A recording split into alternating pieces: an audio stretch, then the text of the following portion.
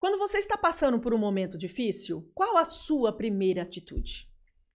No vídeo de hoje, nós vamos falar sobre um rei chamado Ezequias. Um homem que nos traz grandes lições de que a oração deve ser sempre o nosso primeiro recurso.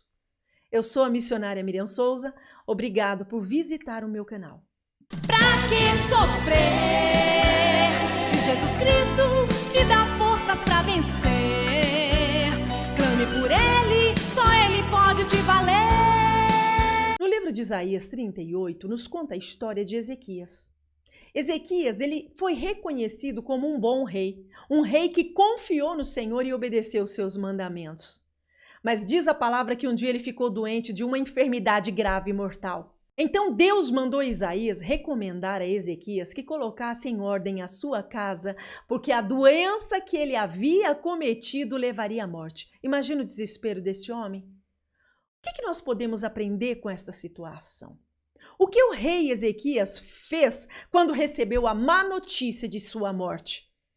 A palavra de Deus diz que aquele rei respeitado chorou. E diz a palavra que ele abriu seu coração diante de Deus. Pelas suas palavras, nós vemos que ele estava preparado para morrer, mas ele não se conformou em deixar este mundo na flor da idade. Ele disse: não, eu quero terminar aquilo que eu comecei no meu reinado. E desesperadamente, o que Ezequias fez? Clamou ao Senhor. Queridos, essa experiência de Ezequias nos traz alguns ensinamentos. Primeiro, a oração, ela sempre deve ser o nosso primeiro recurso. Diz a palavra de Deus que então virou Ezequias o seu rosto para onde? Para a parede. E orou ao Senhor. Sabe, queridos, muitos no lugar de Ezequias reagiria com certeza de maneira bem diferente. Certamente alguns se tomava pelo desespero. Pode ter certeza, se descontrolaria. Enquanto que outros cairiam em profunda depressão. Chorava incansavelmente. Viu? Blasfemaria, culpando Deus por aquela situação. Provavelmente alguns ainda precipitariam, até se suicidava. Viu, meu irmão? Nos tempos de hoje, sim. Outros se culparia, acreditando por estar sofrendo algum castigo. Enfim, muitas outras reações se tomariam diferente do que o rei Ezequias. Só mesmo alguém, queridos, tomado por um profundo ato de fé, como o rei Ezequias, poderia agir como ele agiu. Diz a palavra de Deus, com o corpo debilitado, enfraquecido pela enfermidade, mesmo com tudo isso, Ezequias estava com o seu espírito forte. Viu? Apesar de não conseguir nem se levantar. Diz a palavra que ele se encontrava num leito de enfermidade. Mas diz a palavra também que com toda a fragilidade, quando Isaías deu a notícia para o rei Ezequias, o que ele fez? Ele talvez não conseguia se levantar da cama. Talvez não. Mas ele disse: eu não posso levantar para orar? Então tá bom. Virou o rosto para a parede. Viu? Ele virou para a parede e naquele momento fez o clamor, fez a oração dele, aleluias, ao seu Deus. O seu primeiro e único recurso foi a oração. Tá entendendo, meu irmão? Às vezes estamos passando por provas, às vezes estamos passando por lutas, estamos passando por situações adversas, não nos lembramos de orar. Põe no teu coração hoje, através dessa palavra, diante de qualquer luta que você esteja enfrentando aí do outro lado, seu primeiro recurso deve ser a oração. Você tá entendendo? O do rei Ezequias, ele poderia fazer qualquer coisa. Se desesperar, se revoltar, dizer: Senhor, fiz tanta coisa para ti e agora vou morrer. Ele não fez isso. Colocou o seu rosto para a parede e ali chorou amargamente. Pensa que Deus não ouviu oração? Meu irmão, Deus só não ouve oração quando você não ora.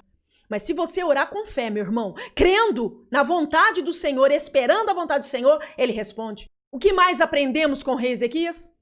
Devemos chegar ao Senhor com o coração sincero. Você acha que quando o rei Ezequias virou o rosto para a parede, ele estava orando falsamente? Ele estava orando com toda a sinceridade do coração dele. Ele disse: Senhor, lembra-te, peço-te, de que eu andei diante de ti com fidelidade. Eu andei, sabe, diante de ti com um coração puro, com inteireza de coração. Fiz o que era reto aos teus olhos. Olha a oração daquele homem no momento de desespero. Muitos se acham no direito, meu irmão, de serem atendidos por Deus. Orou, Deus já dá. Mas entenda aqui, ó. Deus não atende um coração se o coração que está orando ali naquele momento seja um coração fingido. Às vezes você está fazendo uma oração para o Senhor que quem está ouvindo a tua oração diz, nossa, esse aí se converteu, esse aí se arrependeu, esse aí tem um coração sincero. Só que Deus entra no profundo. Você está entendendo? Ele é como uma espada de 2 gumes. Ele vai no profundo. Ele conhece o nosso interior. E muitas das vezes a oração para quem ouve é uma oração sincera. Mas o Senhor conhece lá dentro se está sendo sincero ou fingido. E diz a palavra de Deus que a oração de Ezequias naquele momento era uma oração sincera. Você está entendendo, meu irmão? Quem vive no erro, quem vive no engano, quem vive na mentira, quem não se humilha diante dele, esquece. Pode orar, não passa do teto. Você está entendendo o que Deus está dizendo? Ezequias, mesmo sendo rei, diz a palavra que naquele momento, meu irmão, ele estava se humilhando diante de Deus, viu? E a sua oração chegou até Deus, viu?